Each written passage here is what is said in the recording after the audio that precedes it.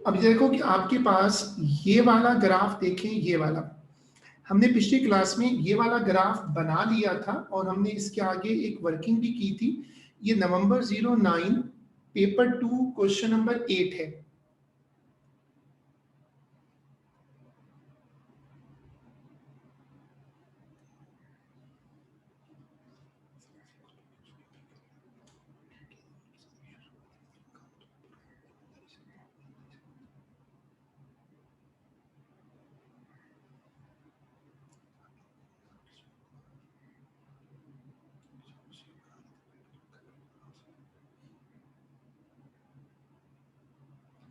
हमने ए पार्ट 3 कर लिया था और ए पार्ट 3 के हमारे पास 3 आंसर्स आ गए थे। यहां तक देखिएगा, ग्राफ बना हुआ होना बहुत जरूरी है। ग्राफ आप लोग ले आओ, ग्राफ पेपर भी ले आओ।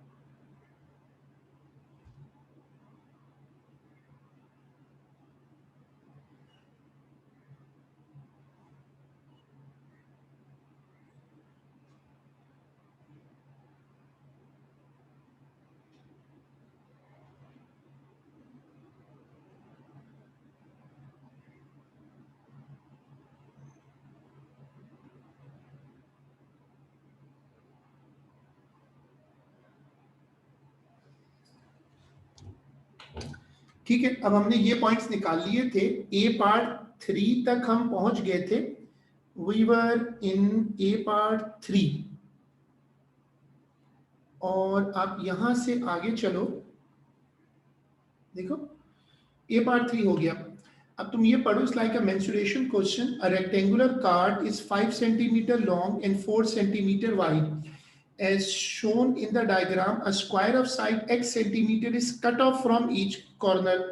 ऐसे करके ना x बाई एक्स के ना स्क्वायर काटे हैं इसने। जैसे वो पिज्जा बॉक्स बनता है, जैसे कि गत्ते के डब्बे बनते हैं ना, वुडन सॉरी कार्डबोर्ड बॉक्सेस बनते हैं, तो हम उस तरह का एक बॉक्स बना रहे हैं। हम उस तरह का एक बॉक्स बना रहे हैं। The card is then folded to make an open box of height x centimeter. Write down expression in terms of x for the length and width of the box. तो अब तुम देखो, इधर से तुम x कम करोगे, इधर से x कम करोगे, तो ये जो बीच वाला पोर्शन बचेगा, अगर तुम इस पोर्शन को देखो, ये तो ये पोर्शन कितना होगा? दोनों तरफ से x कट जाएगा ना, तो अगर दोनों तरफ से x कट गया तो ये पोर्शन होगा 5 माइनस 2x। ये वाला पोर्शन होगा 5 माइनस 2x।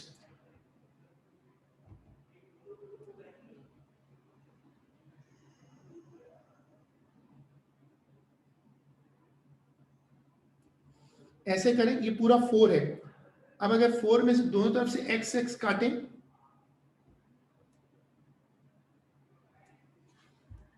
4 माइनस 2x, ऐसे दो डायमेंशंस निकाल दें।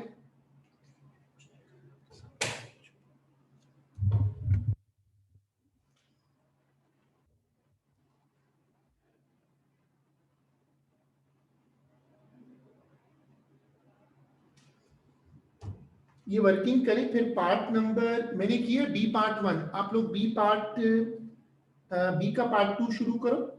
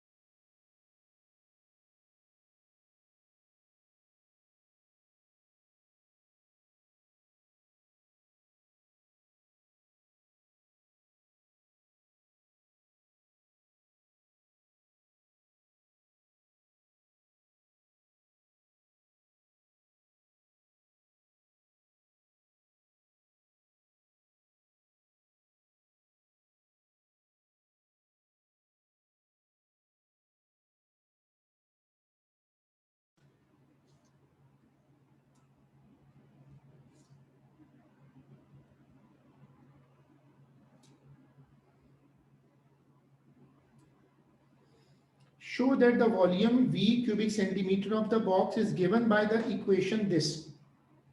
अब ये इक्वेशन कैसे बनेगी? वॉल्यूम का फॉर्मूला होता है length into breadth into height. ये लगा दो. वॉल्यूम का फॉर्मूला होता है, मेरे पास लेंथ और ब्रेथ दोनों है, हाइट उसने खुद दी है x, तो वॉल्यूम का फॉर्मूला लगाओ और इसको सॉल्व कर दो.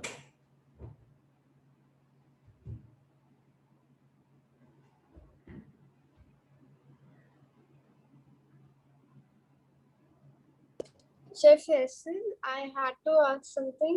आप बता दें कि जब enlargement वाले question पे center of enlargement और scale factor दोनों दिए हुए होते हैं, then how do we enlarge? हम values को scale factor से multiply करते हैं. मैंने उसका जवाब दिया था पहले भी ना कि इसमें बॉक्स काउंटिंग यूज करते हैं. मैं इंशाल्लाह आप आज का दिन रोक लो, ये ऐसे में ओरली समझ में नहीं आएगा. इसके लिए या तो वो जो जीटी वाली वीडियो पड़ी हुई है ना, तो मैं वो देख सकती हो यूट्यूब पे, अगर आज ही करना चाह रहे. उसमें होता ये कि ना आप कोऑर्डिनेट्स को मल्टीप्लाई नहीं करते, बल्कि वो जो बॉक्स होते हैं ना हॉरिजॉन्टल और वर्टिकल, उनको काउंट करते हैं. यानी जब तुम किसी चीज को एनलार्ज कर, उनको काउंट करके उनको डबल कर दो. जो भी स्केल फैक्टर हो, जो भी स्केल फैक्टर हो उससे like 1.5 है, 1.5 है. अगर बॉक्स 6 है तो 6 को 1.5 से मल्टीप्लाई कर दो. 6 को 1.5 से मल्टीप्लाई कर देंगे. उसमें दो तरह के डब्बे होते हैं, एक हॉरिजॉन्टल बॉक्स काउंट करते हैं और एक वर्टिकल करते हैं. एक तरीका ये होता है. दूसरा ये होता है कि वो जो डिस्टेंस होता है ना फ्रॉम द सेंटर, जो डिस्टेंस होता है उसको भी मल्टीप्लाई कर सकते हैं, बट कोऑर्डिनेट्स को मल्टीप्लाई नहीं करते. देयर आर टू मेथड्स जो मैंने क्लास में सिखाए थे. एक का नाम है बॉक्स काउंटिंग और दूसरे का नाम है मेजरमेंट. दोनों में आप डायरेक्ट मल्टीप्लाई कर दें, लेकिन कभी भी कोऑर्डिनेट से मल्टीप्लाई मत करिएगा. ओके. अभी मेरा प्लान है इस पे क्लास रखने का. उसमें ये जरूरी है क्योंकि ये टॉपिक सबको प्रॉब्लम कर सकते हैं. देखो जैसे मैं डायग्राम बना रहा हूँ आपके सामने, ठीक है. अब ये फिगर जो है वो ऐसे जूम हो गई, तो इसको जो जूम करने का फैक्टर है वो कहलाता है एनलार्जमेंट फैक्टर. अब सपोज करो कि तुम्हारा सेंटर ऑफ एनलार्जमेंट यहाँ है, यहाँ से तुमने एक लाइन ऐसे जोड़ दी, और ये जो लाइन तुमने जोड़ी है, जहां से तुमने जोड़ी उसको तुम कहते हो सेंटर ऑफ एनलार्जमेंट. एक यहां भी आ रही है, ठीक है. अब सेंटर एनलार्जमेंट का एक तरीका है बॉक्स काउंटिंग. दूसरा तरीका जो है वो ये है कि आप डिस्टेंस ले लो और उस डिस्टेंस को डबल कर दो, या जो भी स्केल फैक्टर, जैसे अब ये डिस्टेंस है, ठीक है. आपने डिस्टेंस मेजर किया और सपोज करो आपका डिस्टेंस था कितना, 2 सेंटीमीटर, ठीक है. अब आपका स्केल फैक्टर है 4, तो 4 को मल्टीप्लाई कर दो 2 से, 8 आ जाएगा.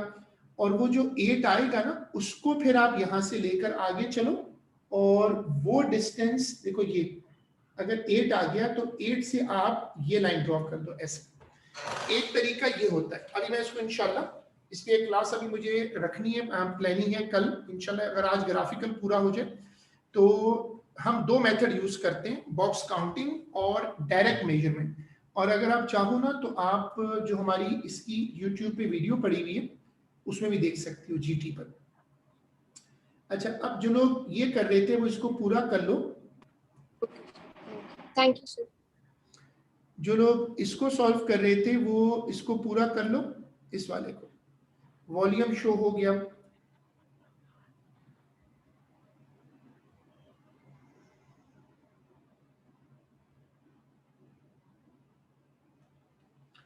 शो दैट हो गया. Which value of x found in a part 3 can not be the height of a box with a volume of 4 cm cube.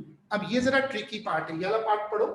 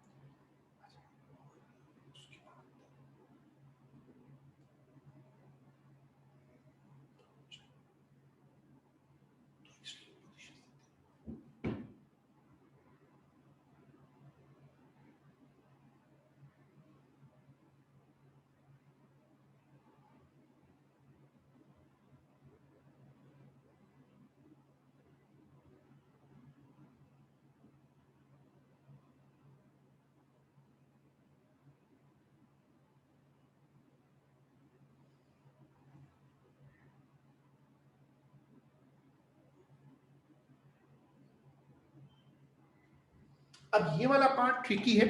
अब ये जो पार्ट है ये ट्रिकी है। इसमें ट्रिक ये है कि वो कह रहे हैं which value of x found in A part 3। A part 3 में ऊपर आपने 3 वैल्यूज निकाली थी ना। Be the height of a box with a volume of 4। अगर वॉल्यूम 4 हो, अगर वॉल्यूम 4 हो तो आप वहां से x की कौन सी वैल्यू लेंगे। मैंने पहले ये समझना है मेरे लिए जरूरी कि वॉल्यूम है कौन से एक्सिस पे। वॉल्यूम y एक्सिस पर है तो इसका मतलब y4 हो गया। x हाइट है, x हैज 3 वैल्यूज। आप पहले ऐसे शुरू करो, पहले ये नोट कर लो कि हमारे ग्राफ में वॉल्यूम y एक्सिस पर है। ये पहले ये वाली वर्किंग शेयर करो।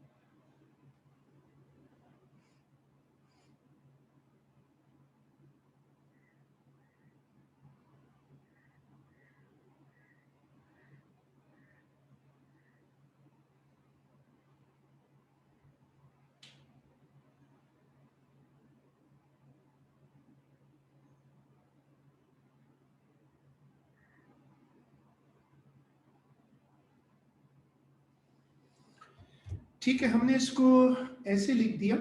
अब आप देखो मैंने क्या किया, maximum length to cut 2x। तो अगर मैं x की, मेरे पास x की 3 वैल्यूज है, मैं पहली वैल्यू डालता हूं तो मैक्सिमम लेंथ आ जाएगी पॉइंट सी जो काटनी है मुझे। 1.4 रखूं तो 2.8, और अगर x 2.8 रखूं तो maximum length which can be cut is 5.6। मैं वो जो, अगर तुम्हें डायग्राम याद हो तो हम ये डायग्राम में से ना पीसेस काट रहे थे। देखो ये ना, ये x है, ये x है, वो जो आप कट कर रहे हैं वो x है। ये वाली वर्किंग देखें।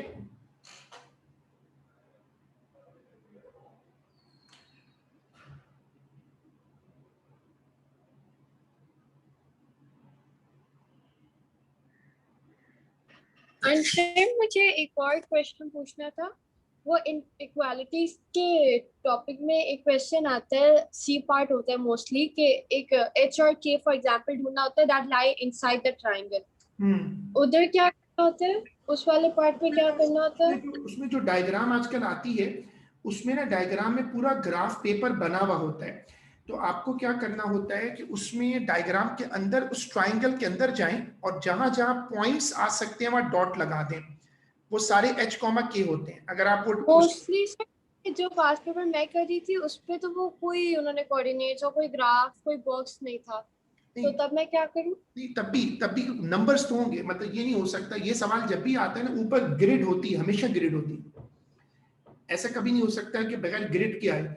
अगर वो बॉक्स काउंटिंग से नहीं भी हो रहा तो ऊपर ग्रिड होगी, लिखा होगा, किसी एक कोने पर कोई कोऑर्डिनेट दिया होगा, आगे दिया होगा, बीच में मिसिंग होगा, लेकिन I've sent you a picture. I've फिर sent मैं you a उसको picture. देख आप वो मैं देख। आपको देख के फिर ना अभी क्लास से फारिग हो, क्या लेट यू नो।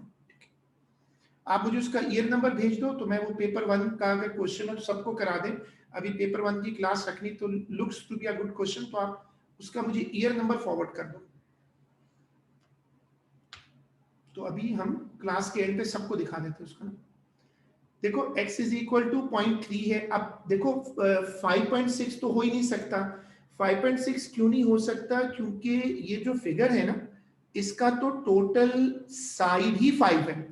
तो अगर किसी चीज की लेंथ ही 5 है, तो उसमें से आप दोनों तरफ से 5.6 कैसे काट सकते हो? तो ये आंसर तो पॉसिबल ही नहीं है। 2.8 कट हो सकता है। 2.8 भी अगर मैं काटने गया तो 2.8 को देखना पड़ेगा कि ये पॉसिबल है। 5 तो बाउंस हो गया, मैंने लिया 2.8, maximum length to cut 5, this is not possible as the maximum length is 5। तो आंसर जो है 2.8 को मैंने रिजेक्ट कर दिया। उसके बाद मैंने अब जो उसने मुझे पूछा था, अब क्वेश्चन पढ़ो। कहता है, क्वेश्चन पढ़िएगा कि which value of x found in a part 2 cannot be the height। तो आप एग्जामिनर को बताओगे कि ये वाली वैल्यू नहीं हो सकती, तो इसको कॉपी कर लो।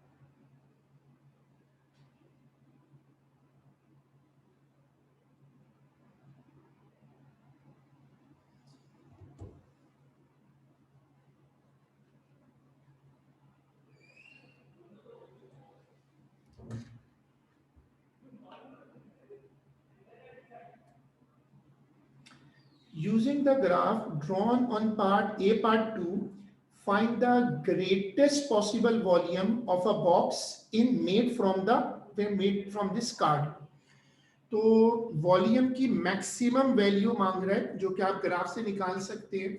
आप ग्राफ पे जाएंगे, देखो ये है मैक्सिमम वैल्यू इस पेज के अंदर। ये तो रिजेक्ट हो गई थी 2.8 वाली ना, तो इसलिए हमारे पास यही दो ऑप्शन है। तो इस रेंज में मेरे पास ये मैक्सिमम वैल्यू है। आप ग्राफ पे जाओ और ये मैक्सिमम वैल्यू रीड करो। मेरे पास ये वैल्यू आ रही है 6.8। आप लोग अपने ग्राफ से रीड करो और देखो क्या आंसर आता है।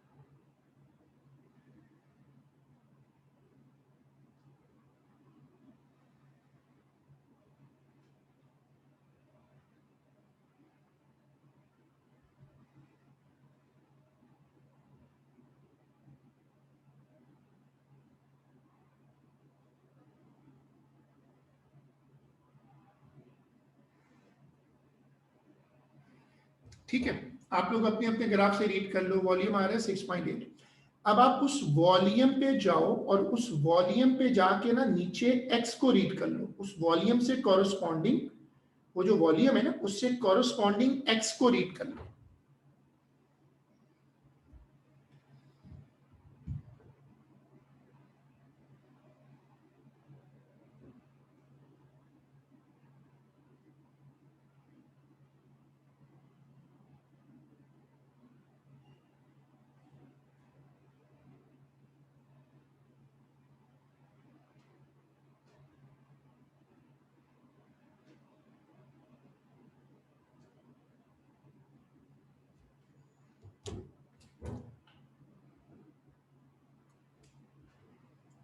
x is equal to 0.7।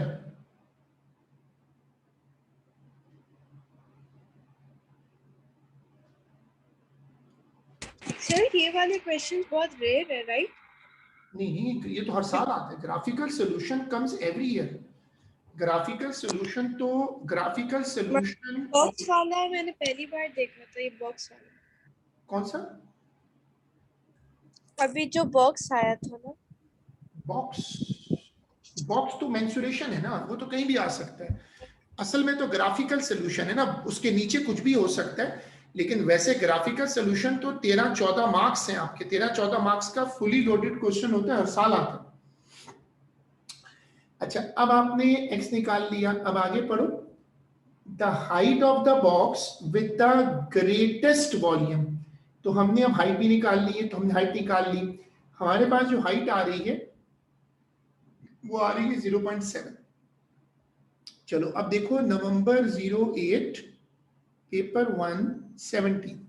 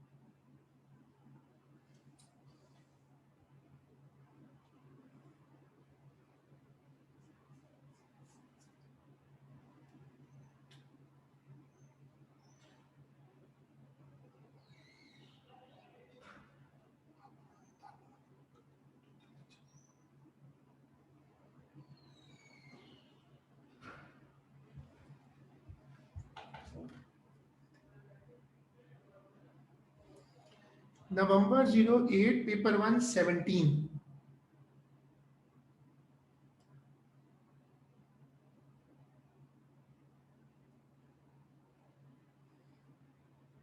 November 08 paper 117, ये वाला क्वेश्चन निकालें।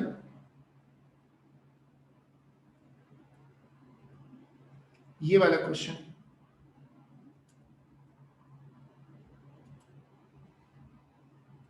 ये वाला।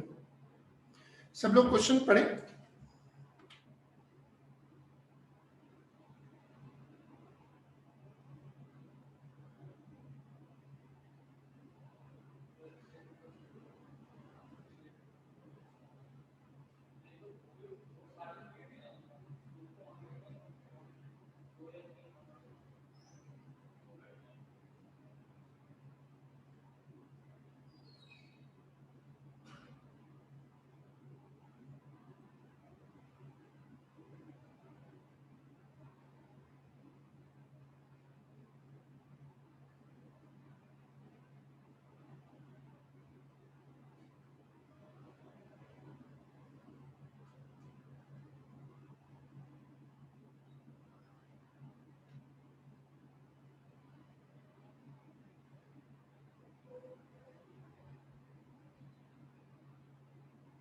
ठीक है, आपने अगर क्वेश्चन पढ़ा तो वो कहते हैं the curve y is equal to x cube minus 5 is shown on the axis below. नीचे उसने कर्व बनाया। Then he says use the graph to find an approximate value of cube root of 5। ये paper 1 है। अब अगर ये paper 1 है तो जाहिर है कैलकुलेटर यूज नहीं होगा। अगर ये पेपर 1 है तो आपको कैलकुलेटर इसमें यूज नहीं करना।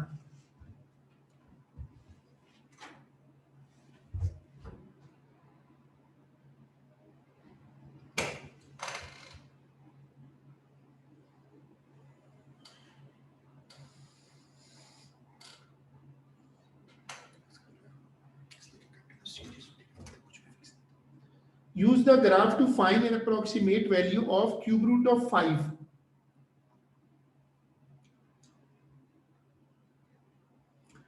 क्यूब रूट ऑफ 5 निकालने का मैंने ये किया कि मैंने एक्स एक्सिस पे जाके y को 0 कर लिया, y को 0 किया तो यही इक्वेशन बन गई। अब जब मैंने y को 0 किया तो इसका मतलब मुझे ग्राफ के ऊपर जाकर x इंटरसेप्ट रीड करना चाहिए। तो अब आप ग्राफ पे जाओ और जहां ये ग्राफ x एक्सिस को काट रहा है वहां से इसको रीड कर लो, वहां से इसको रीड करो।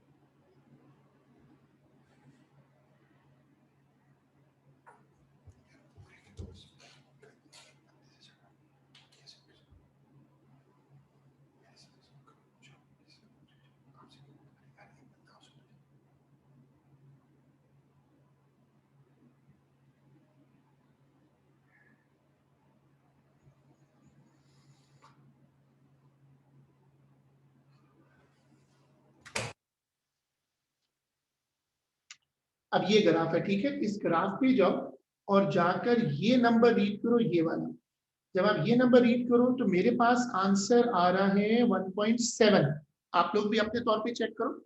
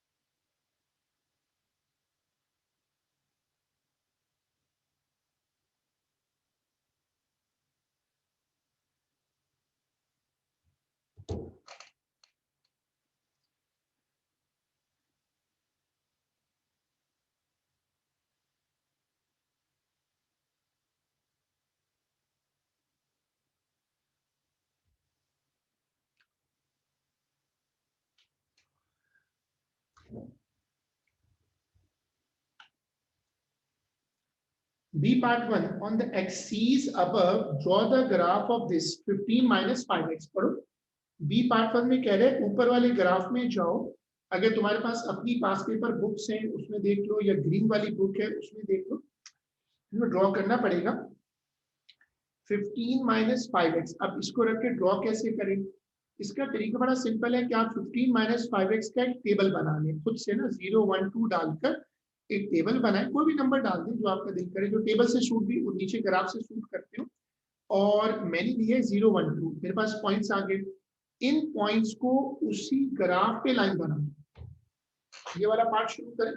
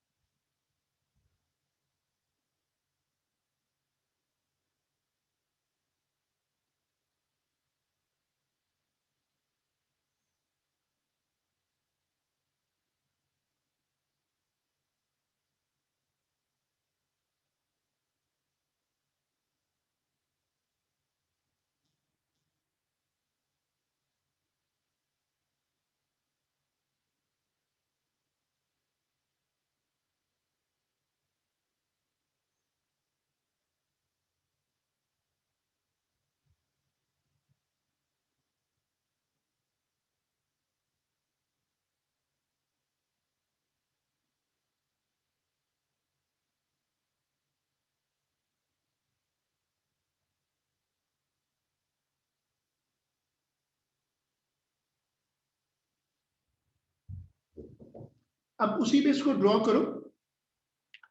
देखो मैंने आपके लिए रफली इसको ड्रॉ किया है, आप लोग इसको देखिएगा।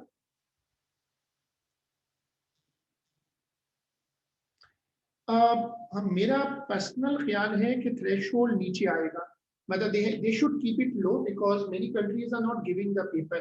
So when our kids are going for that, so they have to give a discount in terms of threshold. इसी पर ड्रॉ करिएगा, और जहां ये दोनों कट कर रहे हैं, जहां ये लाइन और ये कर्व कट कर रहे हैं, उस पॉइंट को नीचे जाके रीड कर लो।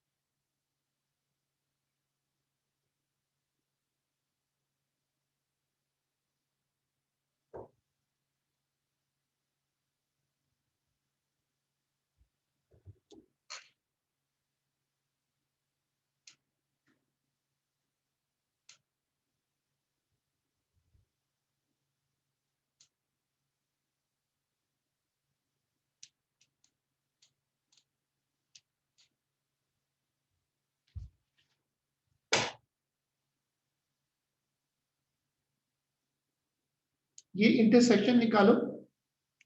मेरे पास ये आंसर आ रहा है 2.1, ये बन गया 2.1, 4। चलो इसको पूरा करो, ये पॉइंट रीड करो।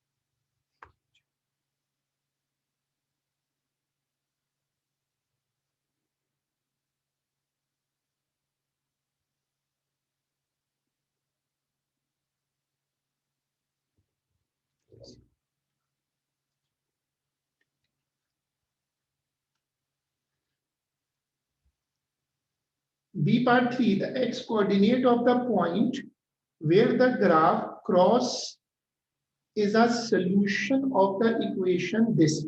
अब देखो ये वाले पार्ट बहुत ट्रिकी होते हैं, बहुत सारे लोगों से हमने पार्ट 2 तो कर लिया, पार्ट 3 बहुत सारे लोगों को पेपर में तंग करता है, क्योंकि ये बाज लोगों को ये एडवांस जो लोग नहीं लेते ना, खासतौर पे उनको ये बड़ा अजीब सा लगता है कि ये क्या कह रहा है। एक्चुअली जब आप गौर से देखेंगे तो इसमें y मिसिंग है, y है ही नहीं। यहाँ पर आप देखिए y है, ऊपर वाली इक्वेशन में y है। इसका मतलब इन्होंने किया ये है कि दोनों इक्वेशंस को ना इक्वेट कर दिया, इक्वेट करके फिर कंपेयर कर लें। ये एडवांस में तो बहुत होता है, इसको कहते हैं साइमल्टेनियस सॉल्यूशन ना। तो मेरे पास दो इक्वेशन है, मैं बी पार्ट 3 शुरू कर रहा हूँ, बस दो इक्वेशन है, उनको मैं इक्वेट करके कंपेयर करता हूँ। कंपेयर करने के लिए मुझे इक्वेशन दी भी है, उसको रखकर मैं ए और बी निकाल लेता हूँ। वर्किंग देखिए,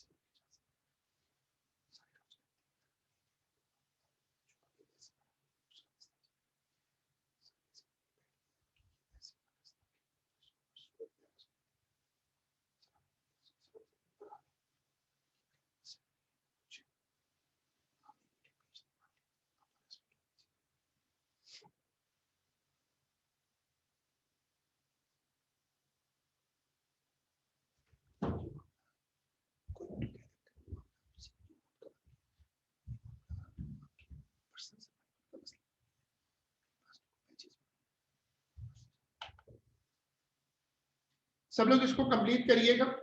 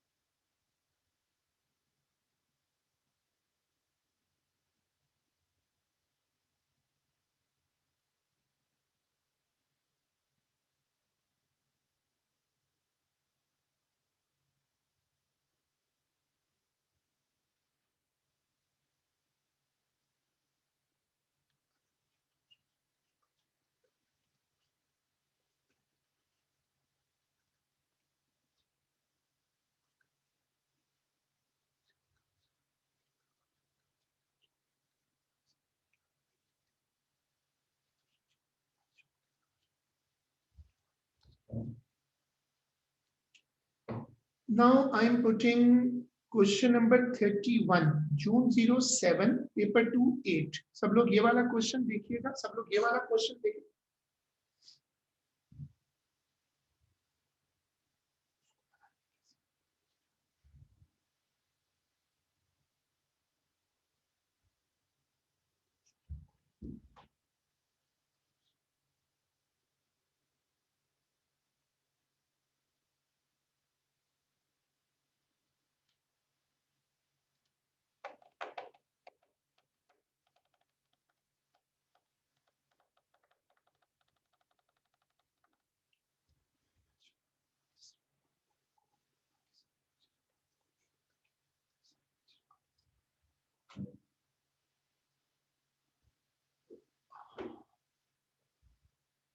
ये वाला क्वेश्चन निकालें।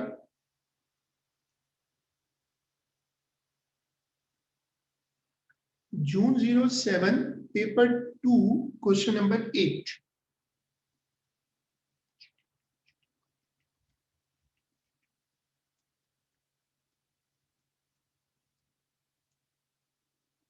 ये वाला क्वेश्चन है, पहले आप क्वेश्चन की स्टोरी पढ़िएगा। Answer the whole of this question on a sheet of graph paper. Adam stood on a slope 15 meters from the bottom. He rolled a heavy ball directly up the slope. वहां से ball ऊपर फेंक। After t seconds, the ball was y meters from the bottom of the slope. Ball जो है ना वो इतना रह गई थी नीचे, और उसके बाद उसने एक टेबल बिल्ड किया। आपको स्टोरी जरूर पढ़िएगा, लोग स्टोरी नहीं पढ़ते फिर बाद में गड़बड़ हो जाती है। और ये पूरा क्वेश्चन देखें, अब वो कह रहा है using a scale of 2 centimeters represent 1 unit, draw a horizontal x-axis for this, draw a vertical axis for this. On your axis, plot the points given on the table and use them with a smooth curve. चलो अब data पढ़ो और ये plot करके दो।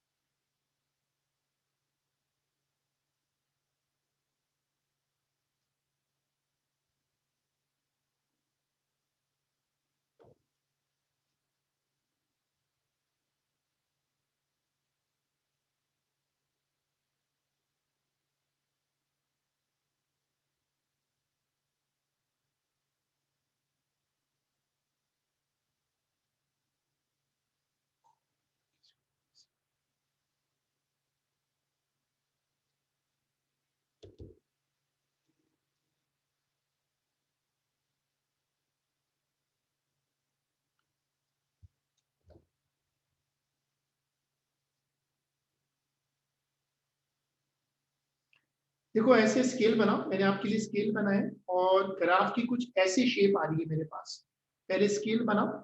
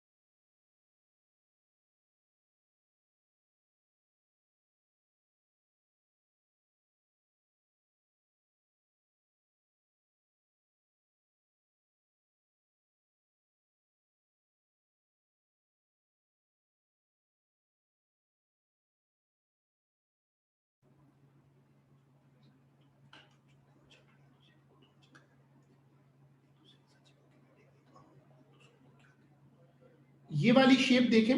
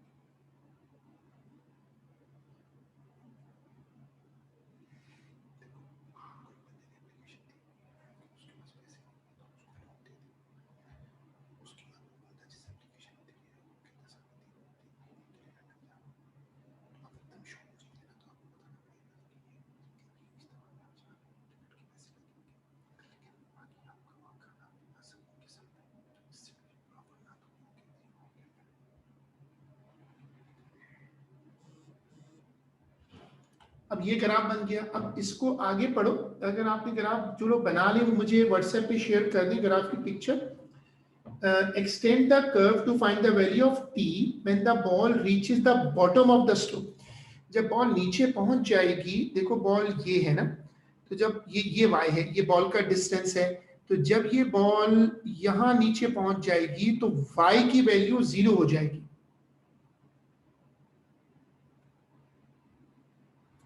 इसको extend कर दो और यहां से आकर x इंटरसेप्ट रीड करो।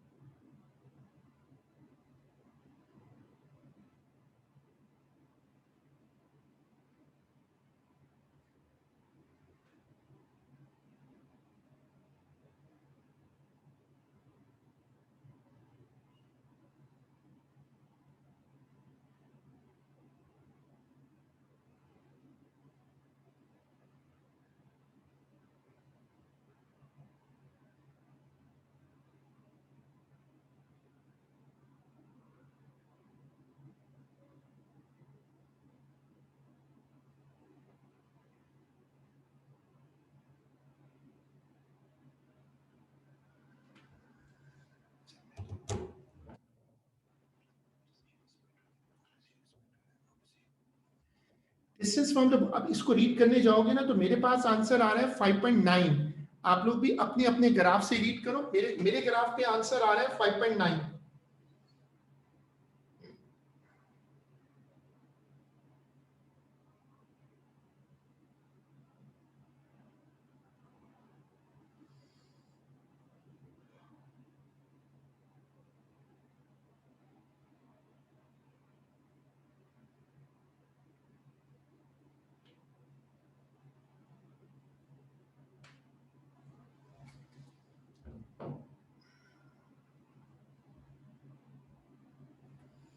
ठीक है, आगे पढ़ो।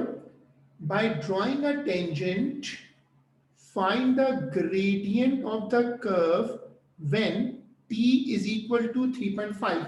मैं पढ़ रहा हूं C part one. C part one पढ़ो।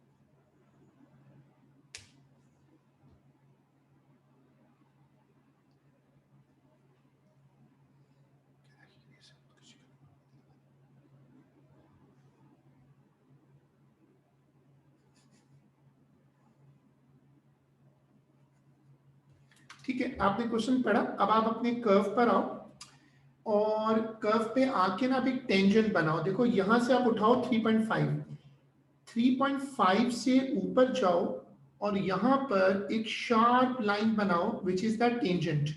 शार्प लाइन बनाओ, टेंजेंट है ये।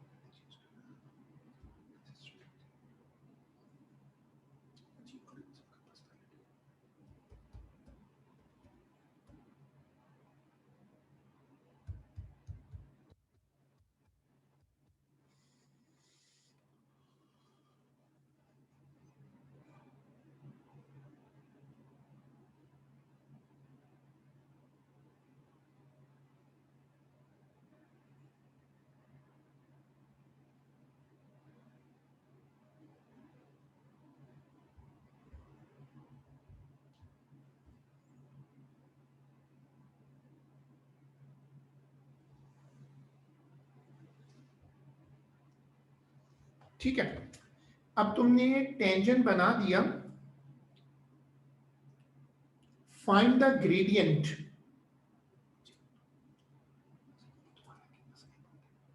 इस पे 2 पॉइंट्स लें और उस पे ग्रेडियंट निकाल लें। सर एक पॉइंट हम 3.5 भी ले सकते हैं वही नहीं, वाला? 3.5 ना लें, हमेशा ऐसे 2 पॉइंट्स लेने चाहिए जो जितना हो सके दूर हो। असल में 3.5 लेने का मतलब ये होगा कि आप गिवन पॉइंट पे चले गए, तो 3.5 पे ना जाएं। 2 पॉइंट जैसे मैंने लिए ऐसे लें, ग्रेडियंट निकालें। मेरे पास रेंज आ रही है -4 to -6।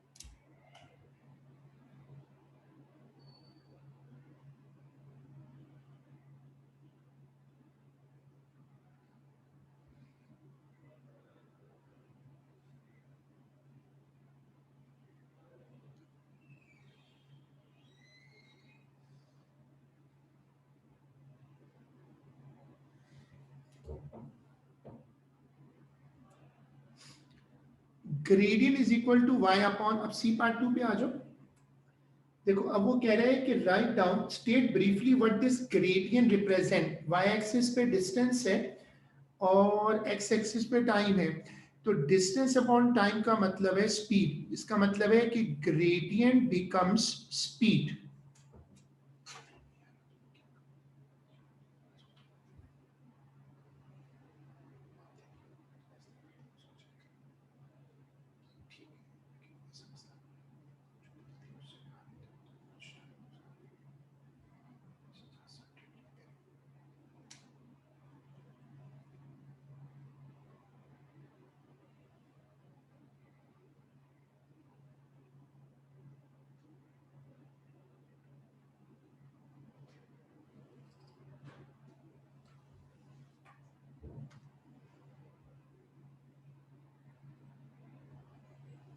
पढ़ो, write down the distance of Adam from the bottom of the slope when t is equal to 0। जब t 0 है उस वक्त उसका डिस्टेंस निकालें एडम का। देखो t 0 पे यहाँ खड़ा हुआ है ऊपर स्लोप पे ना, तो डिस्टेंस 15 है, तो अगर 15, उसकी स्पीड 15 मीटर पर सेकेंड, ये सिचुएशन उसकी ना, पहले ये नोट कर लो। अगर तुम ये छोटी सी डायग्राम कॉपी कर लोगे तुम्हें समझ में आ जाएगा कि एडम शुरू में यहाँ खड़ा हुआ है, यहां से उसने बॉल को रोल किया, तो शुरू में उसका डिस्टेंस है 15। इसको चेक करें, इस वर्किंग को चेक करें।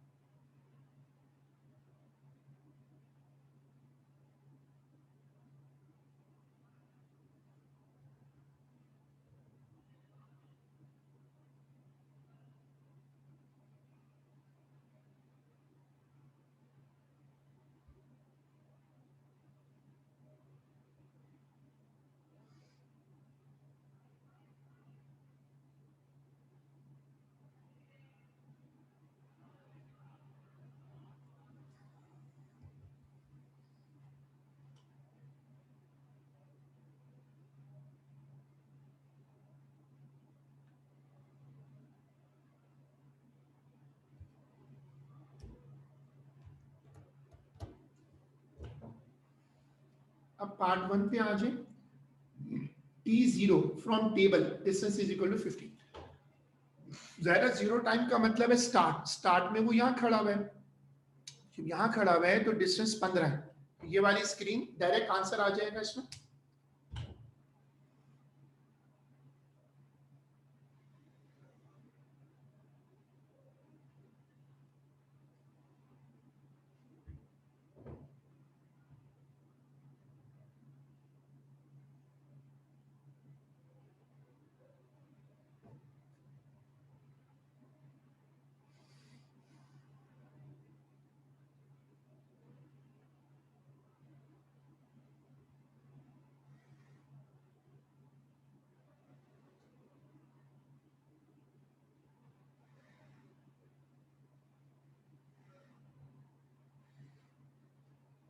चलो आगे पढ़े।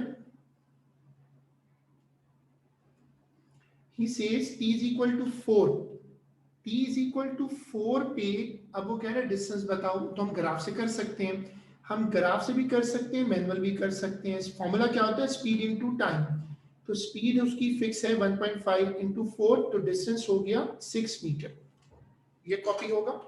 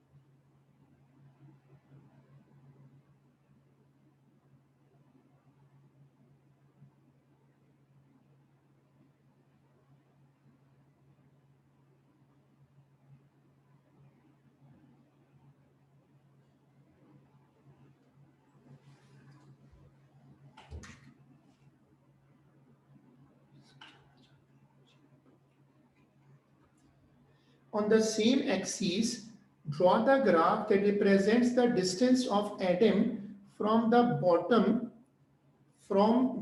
of the slope for 0 till 6.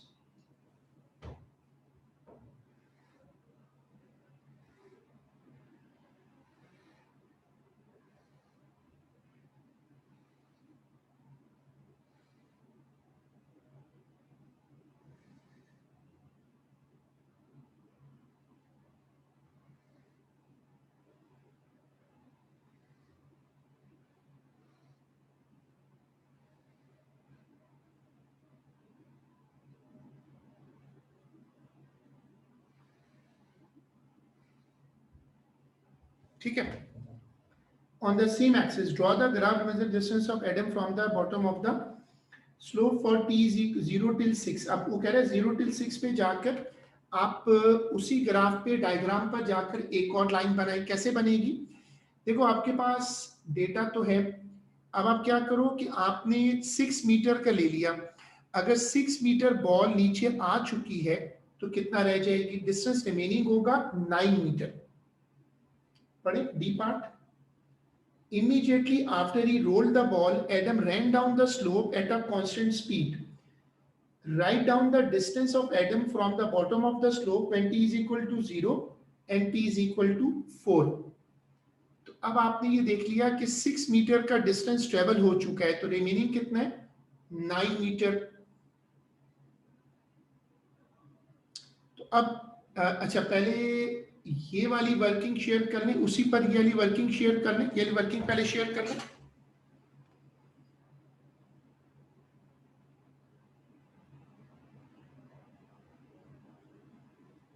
Sir ये डिस्टेंस फ्रॉम द बॉटम क्या रिप्रेजेंट कर रहा है? डिस्टेंस फ्रॉम द बॉटम आप पूछ रहे हैं ना वो आपसे.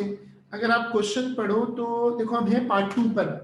वो कह रहे हैं on the same diagram draw the graph that represent the distance of atom from the bottom of the slope for T की वैल्यू आ रही है 0 till 6. तो अब आप उसी पे जाके ये प्लॉट कर देना. आपको प्लॉट करना है. तो अब अगर हम नीचे आ गए हैं 6 मीटर, तो 15 मीटर में से कितना रह जाएगा? शुरू में जब ये खड़ा हुआ था यहाँ पर था ना, शुरू में एटम यहाँ खड़ा हुआ था 15 मीटर पे. अब वो नीचे आ गया 6 मीटर. तो 6 मीटर पे आपने 6 मीटर पे जाकर आपने निकाला. देखो ये 6 मीटर है ना, ये वाला 6 मीटर पे आपने पता कर लिया कि अब नीचे से डिस्टेंस कितना रह जाएगा. अगर 6 मीटर वो ट्रेवल कर चुका है तो नीचे से रह जाएगा 9 मीटर. अब 9 मीटर आपके पास है, तो आपके पास वैल्यूज कौन कौन सी हैं? T0 पे D15 है, T4 पे D9 है. ये दो पॉइंट्स उसी डायग्राम पे प्लॉट करें और उनको जोड़कर स्ट्रेट लाइन बना दें.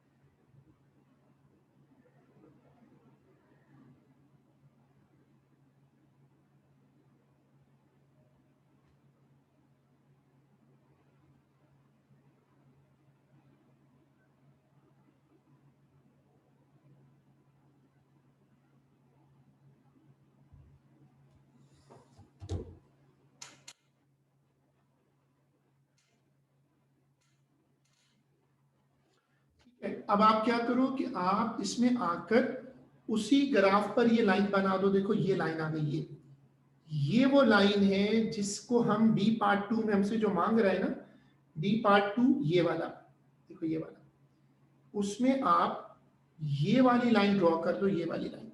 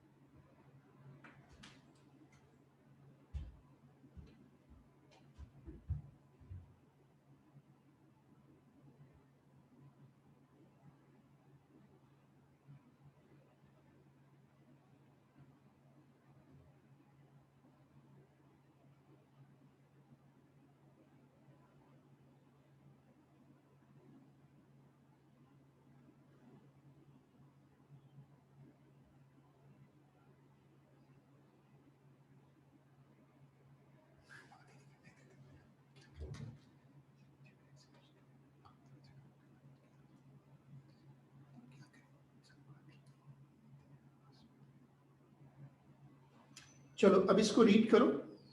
अगर तुम इसकी इंटरसेक्शन को रीड करोगे तो मेरे पास ये इंटरसेक्शन आ रही है 7 से 7.5 की रेंज है। देखो ये तुम्हें रीड करना है इधर।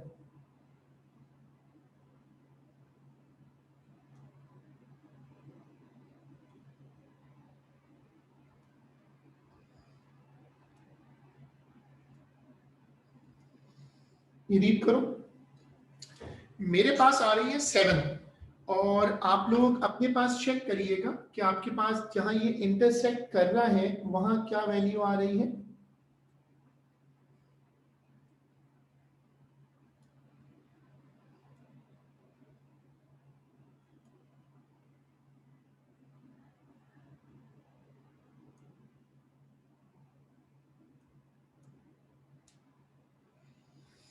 रेंज है 7 to 7.4।